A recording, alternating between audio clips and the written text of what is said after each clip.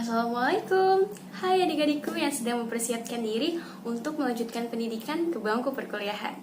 Perkenalkan, aku Zaida Matila, penerima PBSB Kementerian Agama 2014. PBSB, apa tuh? PBSB merupakan kepanjangan dari Program Beasiswa Santri Berprestasi, di mana program ini merupakan program afirmatif perluasan akses santri untuk melanjutkan studi sarjana dan juga profesi. Nah, bagi kamu yang baru lulus dan mencari beasiswa full untuk melanjutkan pendidikan di bangku perkuliahan, PBSB ini cocok banget loh. Kenapa harus daftar PBSB?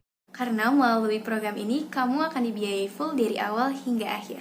Wah, keren banget kan?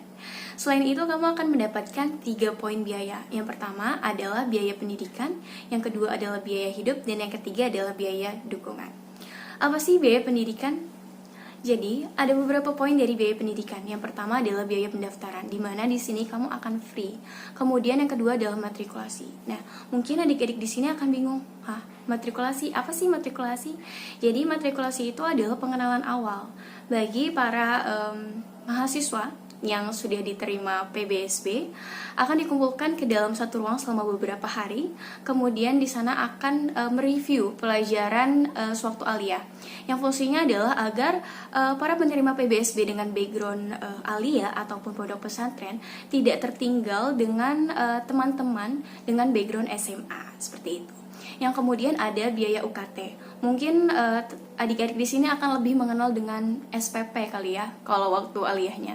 Kemudian ada juga biaya profesi.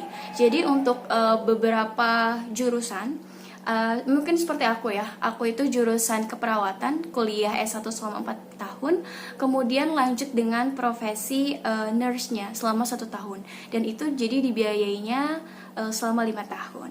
Kemudian ada lagi yang kedua, yaitu biaya hidup, dimana biaya hidup ini aku nggak tahu sekarang sistemnya berapa. Jadi setiap bulan itu mahasiswa yang menerima PBSB akan mendapatkan biaya hidup. Aku itu 1 bulan itu mendapatkan 1 juta. Kemudian ada juga untuk biaya penelitian. Jadi kalau jadi mahasiswa pasti di akhir-akhir itu ada meneliti gitu ya. Jadi kayak skripsi. Ya, skripsi itu kita bilangnya biaya penelitian. Di situ kita akan dibiayai dari PBSB itu sendiri. Kemudian ada juga biaya asrama. Nah, aku kurang paham nih sistemnya sekarang kayak gimana. Kalau di zamanku asrama itu selama 1 tahun di asrama Putri FKIK kita free selama 1 tahun, selebihnya itu ngekos sendiri gitu. Dan yang terakhir ada biaya dukungan. Jurusannya ada apa aja sih?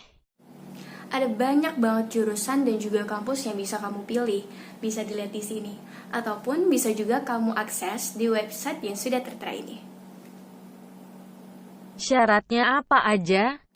Nah, kalau sekiranya kamu rasa, oh kayaknya aku bisa nih ikutan beasiswa ini, aku mau.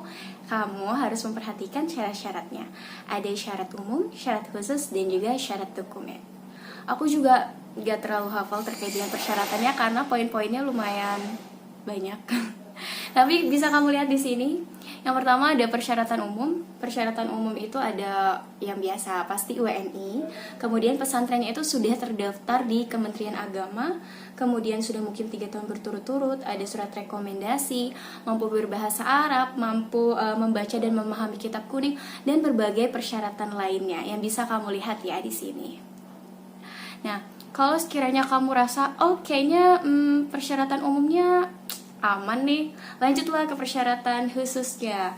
Nah, tapi untuk persyaratan khusus ini memang khusus untuk beberapa kampus aja. Kayak misalnya ada beberapa jurusan yang mewajibkan untuk mempunyai hafalan. Jadi kayak misalnya nih di UIN Jakarta. Jadi sebelum kita mendaftar, kita pastikan dulu bahwa kita sudah bisa menghafal dan memahami 1 juz.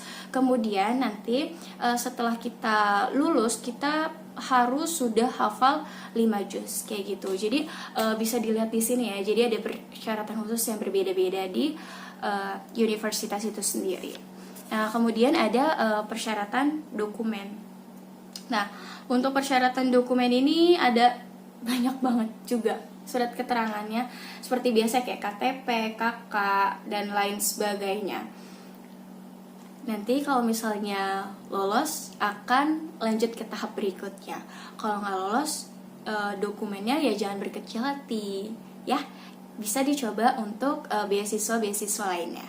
Oke? Tahapan seleksinya apa aja tuh? Nah, ada berbagai tahapan seleksi. Yang pertama adalah seleksi administrasi.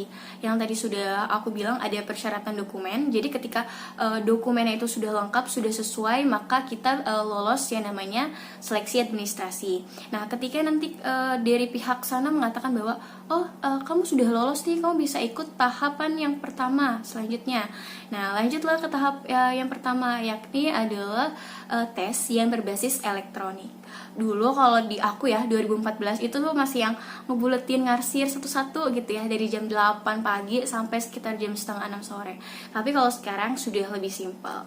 Kemudian ada lagi tahap selanjutnya adalah tahap kedua, di mana dia ini merupakan tes lisan secara online kayak gitu.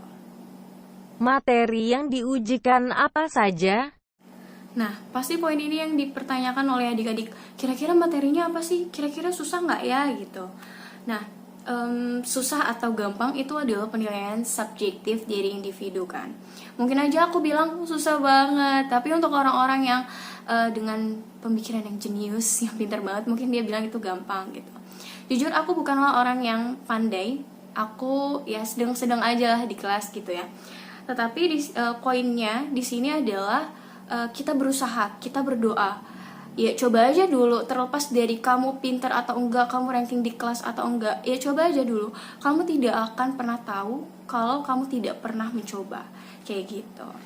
Nah, materi-materinya ada di tahap 1 ya. Untuk materi yang berbasis elektronik ada tes potensi akademik yang terdiri dari MIPA, Sosum, Saintek, kemudian ada 3 bahasa Arab, Inggris, Indonesia, kemudian ada kepesantrenan.